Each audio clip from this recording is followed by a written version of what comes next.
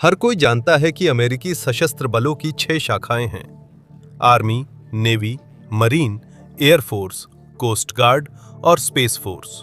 हर कोई मानता है कि अमेरिकी ताकत का प्रदर्शन अरबों डॉलर के एयरक्राफ्ट कैरियर्स, स्टेल्थ फाइटर्स और मरीन बटालियन दरवाजे तोड़ते हुए ही होता है। लेकिन पेंटागन के हालिया बजट अनुरोध को ध्यान से देखें, इसमें कुछ ठीक नहीं लग रहा है। एक विसंगति, नकदी का एक विशाल ढेर जो यूएस मरीन कॉर्प्स के पूरे वार्षिक बजट से भी बड़ा है। यह सेना, नौसेना या वायुसेना का नहीं है, बल्कि ऐसे कार्यालय को फंड करता है जिसे अधिकतर अमेरिकियों ने सुना भी नहीं। उस कार्यालय का मिशन ताइवान को लेकर अगला युद्ध लड़ना है। इसे डिफेंस ऑटोनोमस वॉरफेयर ग्रुप कहा जाता है, या संक्षेप में DOG। यह गुप्त रूप से बना, कभी मतदान नहीं हुआ, और यही अमेरिका के युद्ध का भविष्य है। सवाल ये नहीं कि ये काम करता है या नहीं, बल्कि ये कि काम करते वक्त किसका आदेश मानता है। पेंटागन ने 2027 के लिए लगभग $1 ट्रिलियन का बजट मांगा, जो स्विट्जरलैंड की पूरी GDP से ज्यादा है। रक्षा संवाददाताओं ने हमेशा की तरह विमान वाहक पोत और फाइटर जेट्स वाले हिस्से पर ध्यान दिया। उन्होंने कुल राशि देखी और घर चले गए। लेकिन दस्तावेज में एक अनपेक्षित बात थी। F-35 कार्यक्रम के कुछ अहम क्षेत्र घटाए जा रहे हैं। विमान वाहक पोतों का निर्माण और आगे बढ़ रहा है। रीपर ड्रोन स्क्वाड्रनों को पहले से तेज हटाया जा रहा है। पुरानी प्रणालियां या तो देर कर रही हैं, हट रही हैं या पुनर्गठित हो रही हैं। फिर भी कुल बजट बढ़ा। रक्षा क्षेत्र में इतनी बड़ी वृद्धि न शांति में होती है, न ही आमतौर पर। आप लड़ाकू विमानों में कटौती नहीं कर सकते, विमान वाहकों में देरी नहीं कर सकते, जहाज निर्माण को धीमा नहीं कर सकते और पुरानी प्रणालियों को सेवानिवृत्त नहीं कर सकते, जबकि खर्च को ऐतिहासिक ऊंचाइयों तक बढ़ा रहे हों। गणित सिर्फ एक ही तरीके से काम करता है। भारी मात्रा में पैसा पुराने शस्त्रागार से हटाकर किसी और चीज में लगाया जा रहा है। ऐसी कोई चीज जो किसी भी लाइन आइटम में दिखाई नहीं देती। रक्षा उद्योग की व्यापारिक पत्रिकाएं इसे नहीं पकड़ पाईं। केबल न्यूज सेगमेंट्स ने भी इसे नहीं पकड़ा। यहां तक कि कांग्रेस स्टाफ ने मार्कअप्स लिखे, फिर भी वे नहीं पकड़ पाए, क्योंकि पैसा वहां नहीं था जहां उम्मीद थी। अगर पेंटागन पुराने बल में कटौती कर रहा है और पहले से ज्यादा पैसा खर्च कर रहा है, तो सवाल है वे असल में बना क्या रहे हैं। इस विसंगति को अजीब बनाने वाली बात सिर्फ इसका आकार नहीं था, बल्कि इसकी गति भी थी। पेंटागन का बजट आमतौर पर कई सालों या दशकों में धीरे धीरे बदलता है।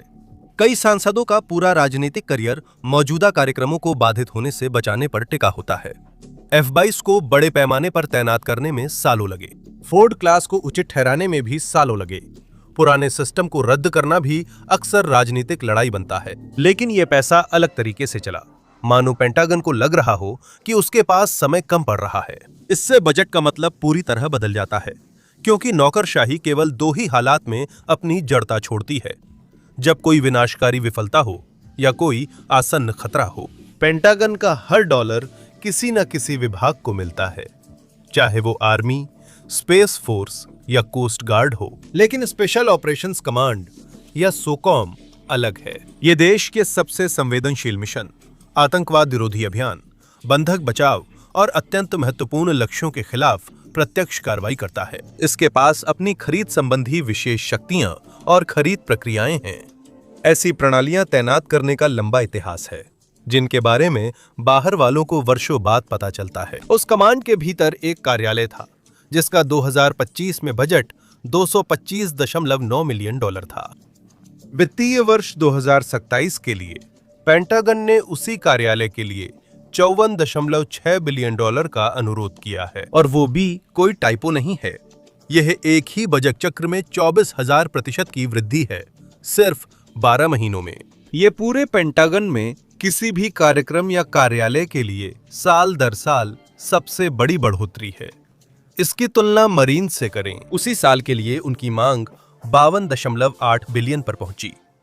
दुनिया भर के ठिकानों पर तैनात हर मरीन, हेलीकॉप्टर, उभयचर जहाज, वेतन, प्रशिक्षण, ये सब लगभग उसी पैमाने पर फंड किए गए हैं जितना कि उस विसंगति को। उसी बजट अनुरोध में एक और पहली बार हुआ।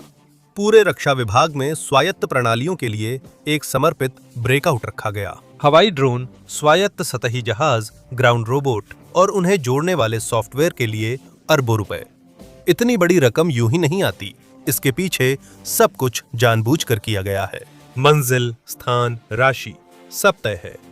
पेंटागन में कोई इन चेकों पर दस्तखत कर रहा है और उन्होंने तय किया है कि अगला युद्ध मौजूदा संसाधनों से नहीं लड़ा जा सकता। ये काफी नहीं है। पैसे का पीछा करें तो यह एक प्रोग्राम रेप्लिकेटर तक जाता है। पेंटागन के अधिकतर प्रोग्राम साधारण नामों के होते हैं, लेकिन रेप्लिकेटर का नाम बहुत कुछ बता देता है। इसका मतलब वही है जैसा सुनाई देता है। एक ऐसा सिस्टम जिसे बड़े पैमाने पर और तेजी से हजारों एक जैसे यूनिट्स बनाने के लिए डिजाइन किया गया है। रेप्लिकेटर की घोषणा अगस्त 2023 में की गई थी। लक्ष्य यह है कि लगभग 2 वर्षों के भीतर कई क्षेत्रों में हजारों जिम्मेदार स्वायत्त प्रणालियां तैनात की जाएं। यह जिम्मेदार मुख्य शब्द है। पेंटागन की भाषा में इसका मतलब है सेना जिससे मरने की उम्मीद करती है, यानी सस्ता हथियार जिसे खोना चलेगा। F-35 इसके उलट है। पारंपरिक पेंटागन खरीद प्रक्रिया JCIDS यानी joint capabilities integration and development system से चलती है। यहीं वैलिडेशन पैनल, टेस्टिंग रिव्यू और कई कांग्रेस निगरानी समितियां होती हैं। एक बड़े अमेरिकी हथियार सिस्टम के लिए सामान्य समय सीमा 7 से 10 साल होती है। F-35 प्रोग्राम 2001 में शुरू किया गया था। पहला स्क्वाड्रन 2015 तक प्रारंभिक लड़ाकू तत्परता तक नहीं पहुंच पाया था। 14 साल। रेप्लिकेटर का लक्ष्य 18 से 24 महीने था। उस समय सीमा को हासिल करने के लिए रेप्लिकेटर ने JCIDS को पूरी तरह से छोड़ दिया। इसने विशेष अधिग्रहण अधिकारों का उपयोग किया, जिन्हें पेंटागन आमतौर पर आपात स्थिति के लिए रखता है। पेंटागन ने 2025 तक हजारों सिस्टम देने का वादा किया। विश्लेषकों ने निष्कर्ष निकाला कि केवल सैकड़ों ही सार्थक तैयारी स्तर उपलब्ध हो सके। ये हार्डवेयर समस्याओं, सप्लाई चेन की दिक्कतों और सॉफ्टवेयर फेलियर जैसी कई वजहों से हुआ।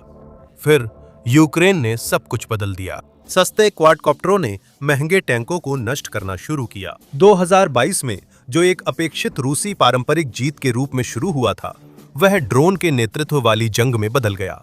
समुद्री ड्रोन ने ब्लैक सी फ्लीट को पीछे हटाया और विकेंद्रीकृत उत्पादन ने पारंपरिक रक्षा ठेकेदारों को पछाड़ दिया। 2025 तक यूक्रेन कथित तौर पर हर महीने 1 लाख सस्ते और बलिदान योग्य सिस्टम बना रहा था। एक ड्रोन जिसकी कीमत एक इस्तेमाल की गई कार से भी कम है, वो दशकों में बने हथियार प्रणालियों को नष्ट कर रहा था। उस एहसास ने पेंटागन की दशकों पुरानी धारणाओं को तोड़ दिया, क्योंकि यही समीकरण अमेरिकी विमानवाहक पोतों, जेट्स और टैंकों के खिलाफ भी उल्टा काम कर सकता है। जब रेप्लिकेटर अपने लक्ष्य चूक गया, तो पेंटागन ने उसे बंद करने के बजाय विचार को बढ़ाया। रेप्लिकेटर अंतिम प्रोग्राम नहीं था, ये एक प्रोटोटाइप था। और प्रोटोटाइप का एक ही कारण होता है, ये जांचना कि क्या एक पूरी तरह से नया मॉडल वास्तविकता से टकराने पर टिक सकता है या नहीं। पेंटागन ने रेप्लिकेटर के दौरान डेडलाइन मिस होने से भी अहम बात सीखी। इसने सीखा कि सिलिकॉन वैली हथियारों को पारंपरिक रक्षा क्षेत्र की तुलना में कहीं ज्यादा तेजी से विकसित कर सकती है, जितनी तेजी से वे पावर पॉइंट स्लाइड्स को मंजूरी देते हैं। एक स्टार्टअप कुछ हफ्तों में हार्डवेयर डिजाइन बदल सकता है या रातों रात सॉफ्टवेयर अपडेट दे सकता है। पारंपरिक खरीद प्रक्रिया स्थिर प्रणालियों पर आधारित थी, जो वर्षों तक चलती थीं। स्वायत्त युद्ध की तेजी से बदलाव के कारण यह मॉडल अब उपयुक्त नहीं है। स्वायत्तता बदल देती है कि हथियार क्या है। आधुनिक सैन्य इतिहास में प्लेटफॉर्म मुख्य था, टैंक, विध्वंसक, स्टिल्थ बॉम्बर। असली मूल्य भौतिक मशीन में था। अब सॉफ्टवेयर ढांचे से ज्यादा अहम है।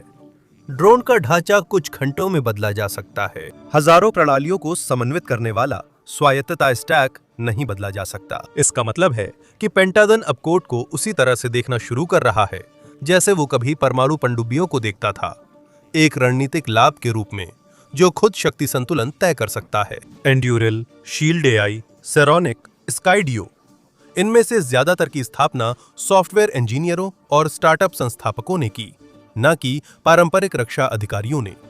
एंड्यूरल इसका प्रमुख उदाहरण है। 2017 में पामर लकी ने ऑकुलस फेसबुक को बेचने के बाद ये कंपनी शुरू की, जिसने तुरंत वर्चुअल रियलिटी से रक्षा तकनीक में प्रवेश किया। कुछ वर्षों में इस कंपनी ने सैकड़ों मिलियन से अरबों के कॉन्ट्रैक्ट्स जीत लिए। मार्च 2026 में सेना ने एंड्यूरल को 10 वर्षों में $20 अरब तक का एंटरप्राइज एग्रीमेंट दिया। ये कंपनी कैरियर्स या टैंकों के इर्द गिर्द केंद्रित नहीं है। इसका मुख्य उत्पाद एक सॉफ्टवेयर लैटिस है। इसे ड्रोन, रडार, सैटेलाइट कैमरे और स्वायत्त प्लेटफॉर्मों की सेंसर फीड्स को एक ऑपरेशनल पिक्चर में जोड़ने के लिए बनाया गया है। स्वॉर्म्स के लिए एक कोऑर्डिनेशन लेयर।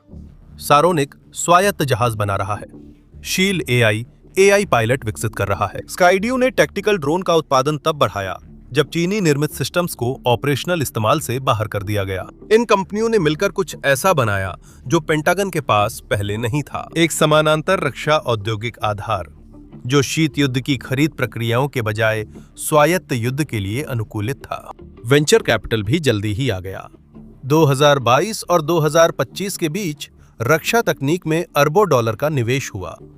जो फंड पहले कंज्यूमर एप्स के पीछे भागते थे, वे अब स्वायत्त युद्ध स्टार्टअप्स के पीछे भागने लगे। बड़े रक्षा ठेकेदार अभी भी हैं, वे गायब नहीं होंगे, लेकिन खरीदारी का केंद्र बदल गया है। पेंटागन का सबसे जरूरी पैसा अब बेथेस्डा या अर्लिंगटन नहीं जा रहा है। अब पैसा कोस्टा मेसा, ऑस्टिन, सैन डिएगो और ओहायो के ग्रामीण पिकअवे काउंटी की 5 मिलियन वर्ग फुट की आर्सेनल 1 सुविधा की ओर जा रहा है। यही एंड्यूरिल ने मार्च 2026 में फ्यूरी कॉम्बैट ड्रोन का उत्पादन तय समय से 3 महीने पहले शुरू किया था। औद्योगिक केंद्र बिंदु शिपयार्ड से हटकर रोबोटिक्स फैक्ट्रियों, सॉफ्टवेयर कैंपस और ड्रोन असेंबली लाइनों की ओर बढ़ा, जिससे पेंटागन की पर्सनल प्रणाली भी बदल गई। इसने सॉफ्टवेयर इंजीनियरों को एकल रक्षा असाइनमेंट प्लेटफॉर्म गिग ईगल के माध्यम से घुमाना शुरू किया। सैनिक नहीं, कोडर्स। लगभग 4,500 इंजीनियर अप्रैल 2024 में लॉन्च के समय रोटेशन पर थे, जो 2025 के मध्य तक बढ़कर 13,000 से अधिक हो गए। पेंटागन अब सिर्फ सैनिकों की नहीं, कोडिंग के लिए बैंडविड्थ की भी भर्ती कर रहा था। ये आम जनता की नहीं, सिर्फ नेटवर्क की लामबंदी थी। मगर इसका मकसद क्या है? कौन सा दुश्मन है जो सेना से ज्यादा स्टार्टअप जैसी ताकत चाहता है? जवाब प्रशांत महासागर में है। दशकों तक अमेरिकी योजनाकारों ने मान लिया था कि प्रशांत महासागर अमेरिकी नौसेना का है। 7वां बेड़ा 1945 से उन पानी में प्रमुख ताकत रहा है। यह धारणा लगभग 2018 के आसपास खत्म हो गई थी। अब चीन के पास 370 से ज्यादा जहाजों के साथ दुनिया की सबसे बड़ी नौसेना है, जबकि अमेरिकी नौसेना के पास 300 से भी कम है। ये अंतर हर साल बढ़ रहा है। चीनी शिपयार्ड अमेरिकी शिपयार्ड की तुलना में आधे समय में विध्वंसक जहाज बना सकते हैं, लेकिन असली समस्या जहाजों की संख्या नहीं बल्कि मिसाइल है। चीन ने कई सालों तक एंटी शिप बैलिस्टिक मिसाइलें DF-21D और DF-26 विकसित करने में लगाए हैं। इनका एक ही मकसद है, खुले समुद्र में एयरक्राफ्ट कैरियर को 1000 मील से ज्यादा दूर से मारना। अगर ये मिसाइलें सफल रहीं तो ताइवान के पास हर अमेरिकी कैरियर को युद्ध में तुरंत निशाना बनाया जा सकता है। फोर्ड क्लास कैरियर पर हजारों नाविक होते हैं। ऐसा एक कैरियर खोना विनाशकारी होगा। इसलिए पेंटागन ने चीन से जहाज दर जहाज मुकाबला रोक दिया। भूगोल इस जाल को टालना नामुमकिन बना देता है।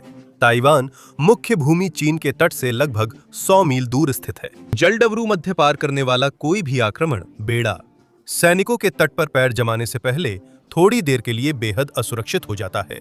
लेकिन पारंपरिक अमेरिकी सैन्य ताकत का इस्तेमाल मिसाइल दायरे के भीतर मुश्किल पड़ता है।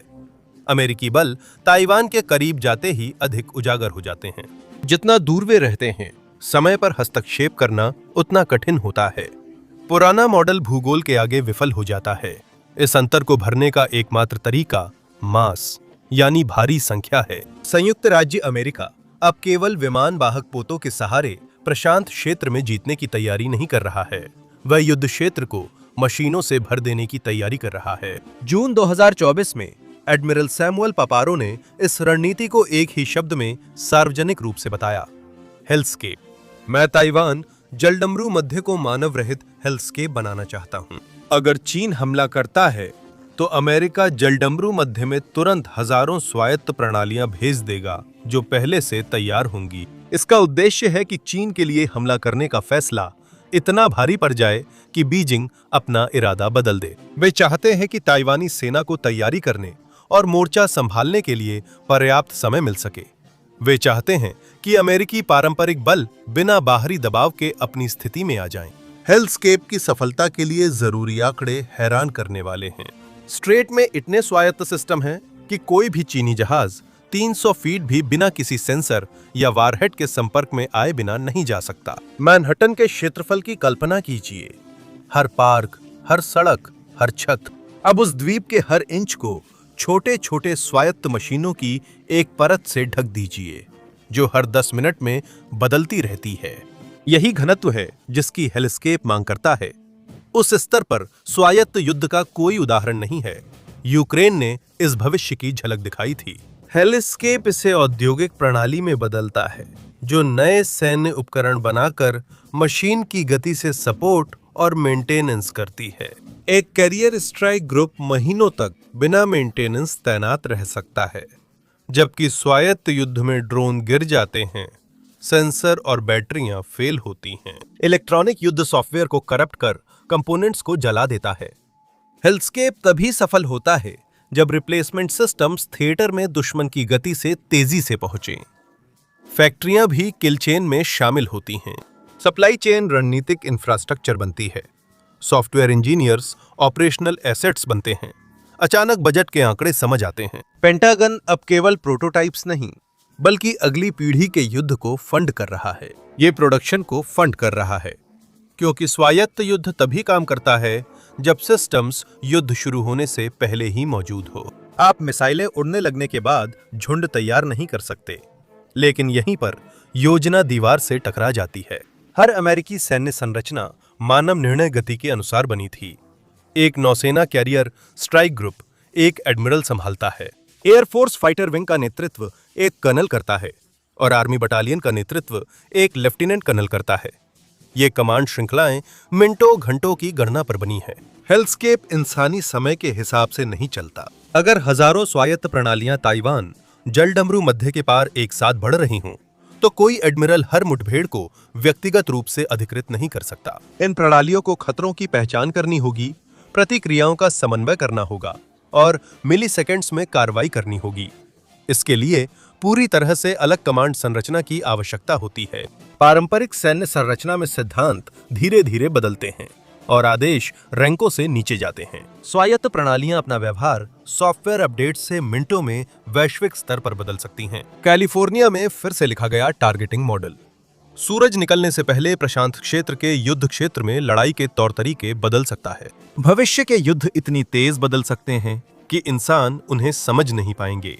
ऐसा इसलिए नहीं कि मशीनें जागरूक हो गई हैं, बल्कि अब सॉफ्टवेयर के चक्र सैन्य नौकरशाही से भी तेज हैं। पेंटागन के अपने आंतरिक सिद्धांत में स्वायत्त हथियारों को लेकर यह आवश्यक है कि बल प्रयोग पर मानवीय निर्णय के उपयुक्त स्तर बनाए रखे जाएं। ये वाक्य जानबूझकर अस्पष्ट लिखा गया था। इसका अनुवाद काफी सीधा है। एक मानव एडमिरल नियमों के एक सेट को मंजूरी दे सकता है। इस क्षेत्र में जो भी जहाज इन मानदंडों को पूरा करे, उस पर कार्रवाई करें। फिर ड्रोन उस क्षेत्र के अंदर व्यक्तिगत कार्रवाई के निर्णय लेते हैं। यही एकमात्र तरीका है जिससे झुंड युद्ध को तेजी से किया जा सकता है। ये अमेरिका के आधुनिक इतिहास में घातक बल के उपयोग की अनुमति देने के तरीके से भी एक बड़ा बदलाव है, लेकिन इसमें एक कानूनी समस्या है। अमेरिकी सशस्त्र बलों की नई शाखा बनाने के लिए कांग्रेस का अधिनियम चाहिए, न कि कार्यकारी आदेश या पेंटागन का निर्देश। इसे दोनों सदनों से पारित कर राष्ट्रपति को हस्ताक्षरित कराना होता है। सबसे हालिया उदाहरण दिसंबर 2019 में स्पेस फोर्स का है। स्वायत्त युद्ध बलों के लिए ऐसा कोई समान कानून मौजूद नहीं है। 7वीं शाखा के लिए न सार्वजनिक सुनवाई हुई, न सदन में मतदान या औपचारिक प्राधिकरण। फिर भी पेंटागन ने बजट बना लिया। इसने टेक कंपनी के कर्मचारियों को नियुक्त कर प्रशांत क्षेत्र के लिए युद्ध योजना बनाई है, जिससे असली सवाल उठता है, अगर कांग्रेस ने कभी नई शाखा को मंजूरी नहीं दी तो आखिर ये चीज है क्या? इसका जवाब रक्षा विभाग के संगठनात्मक चार्ट्स में छुपा है। पेंटागन के पास इसका एक उपाय है। इसे संयुक्त कार्यबल कहते हैं, जो बिना कांग्रेस की मंजूरी के बन सकती है। इसी तरह 1980 में संयुक्त विशेष अभियान कमान बनाई गई थी। वो कमान आज भी मौजूद है और पेंटागन फिर से उसी का इस्तेमाल कर रहा है। और डॉग बिल्कुल वही उपाय है। 54.6 अरब डॉलर का दफ्तर जो स्पेशल ऑपरेशंस कमांड के अंदर बैठा है। बजट का छुपा हुआ ठिकाना जो मरीन कॉर्प्स से भी बड़ा था। वित्त वर्ष 2027 के बजट से जुड़ी रिपोर्टों ने डीओजी को भविष्य की स्वायत्त युद्ध कमान संरचना का केंद्र बताया है। यूएस साइबर कमांड के समकक्ष। आधिकारिक रूप से कोई सैन्य शाखा नहीं, लेकिन धीरे धीरे उसी की तरह काम कर रहा है। इसकी तेज खरीद प्रक्रिया और पारंपरिक सैन्य शाखाओं से मिलने वाली राजनीतिक आड़ जो वरना बजट हथियाने के लिए लड़ती। सदर्न कमांड का एक संस्करण पहले ही बन रहा है। Southern command autonomous warfare command SOC की घोषणा 2026 की शुरुआत में हुई थी। ये लैटिन अमेरिका में नशीली दवाओं के खिलाफ ड्रोन अभियानों में डीओजी के साथ सीधे समन्वय करेगा। 2 क्षेत्रीय स्वायत्त युद्ध कमानें। ये दोनों कानूनी रूप से सेनाएं नहीं हैं, लेकिन अपनी मानव रहित सेनाएं चलाते हैं। अब केवल कांग्रेस की औपचारिक मान्यता बाकी है और शायद ये अस्पष्टता जानबूझकर रखी गई है। नाम को छोड़कर हर चीज में ये सेना की 7वीं शाखा है। एक ऐसी सेना जिसका कोई निश्चित नाम नहीं है, उस पर कांग्रेस के लिए निगरानी रखना कठिन हो जाता है। निगरानी और नियंत्रण मुश्किल हो जाता है। विदेशी खुफिया एजेंसियों के लिए इसका पता लगाना भी ज्यादा कठिन हो जाता है। रूस और चीन की जासूसी एजेंसियां लगातार अमेरिकी सैन्य व्यवस्था का नक्शा बनाती हैं और जानते हैं वायुसेना के पास कितने F-35 विमान हैं। उन्हें पता होता है कि पर्ल हार्बर में कितनी पनडुब्बियां हैं। लेकिन ऐसी सेना की जानकारी कम होती है जिसका न अपना कोई भवन है न कोई अलग सैन्य शाखा। वहां का असर सिर्फ दफ्तर की फाइलों तक नहीं था।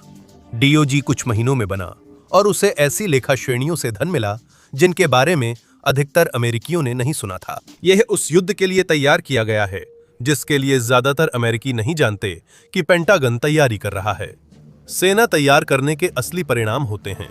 पहला है निगरानी। कांग्रेस समितियों ने मौजूदा सैन्य शाखाओं की जांच परख के स्थापित तरीके बना लिए हैं। हाउस आर्म सर्विसेज कमेटी के पास सामरिक, वायु, समुद्री शक्ति और रणनीतिक बलों के लिए उपसमितियां हैं। स्वायत्त युद्ध के लिए कोई उपसमिति नहीं है। सीनेटर रोजर विकर और माइक रोजर्स ने हाउस आर्म्ड सर्विसेज कमेटी की अध्यक्षता की। दोनों ने बिना निगरानी बड़े संरचनात्मक बदलावों को मंजूरी देने के खिलाफ चेताया, लेकिन किसी ने बजट अनुरोध को नहीं रोका। दूसरा मुद्दा क्रियान्वयन है। एक कार्यालय जिसने पिछले साल 225.9 मिलियन डॉलर खर्च किए थे, उसके पास 12 महीनों में 54.6 बिलियन डॉलर खर्च करने के लिए पर्याप्त अनुबंध प्रबंधन कर्मचारी नहीं है। रेप्लिकेटर पहले ही अपने लक्ष्य चूक चुका है। रक्षा विश्लेषकों का अनुमान है कि डॉग अपने पहले साल में अपने बजट का 60% से भी कम खर्च करेगा। तीसरा है तनाव वृद्धि।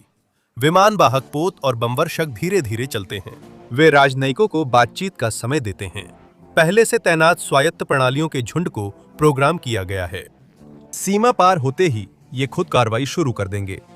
राजनीतिक नेता खुद को ऐसे युद्ध में पाएंगे जो मशीनों ने शुरू किया, इससे पहले कि कूटनीति को मौका मिले। 2030 के दशक की शुरुआत तक फोर्ड क्लास बनी रहेगी, लेकिन इसका मिशन बदल जाएगा।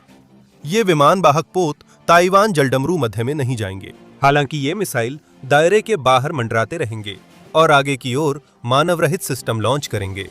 ये सैकड़ों मील दूर काम कर रहे झुंडों के लिए कमांड नोड्स के रूप में काम करेंगे। फाइटर पायलट उड़ान भरेंगे, लेकिन उनकी संख्या कम होगी। अब उन्हें विवादित हवाई क्षेत्र में व्यक्तिगत जेट्स उड़ाने की बजाय स्वायत्त विंगमैन दस्तों का प्रबंधन करना होगा। मरीन अभी भी सक्रिय रहेंगे, लेकिन उनकी लैंडिंग फोर्स छोटी और ज्यादा बिखरी हुई होगी। वे स्वायत्त टोही से घिरे होंगे जो मरीन के समुद्र तट पर आने से पहले ही खतरों का पता लगाकर निपट लेंगे। लेकिन अब रणनीतिक केंद्र बदल चुका है।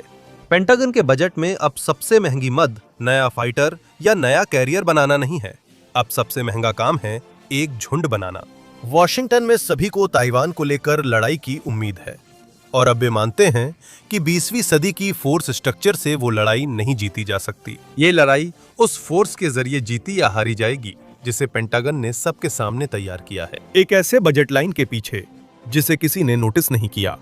एक ऐसे विशेष अभियान कमान के अंदर जिसने कभी खुलकर नहीं बताया कि उसे किस मकसद के लिए तैयार किया जा रहा है। नाम को छोड़कर हर मायने में सेना की एक अलग शाखा।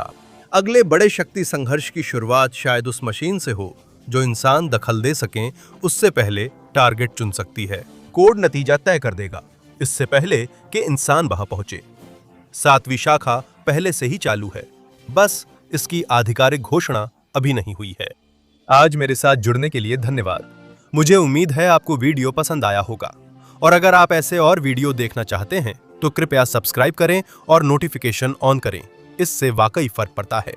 एक बार फिर धन्यवाद और मैं आपको अगली बार मैप पैक पर मिलूंगा।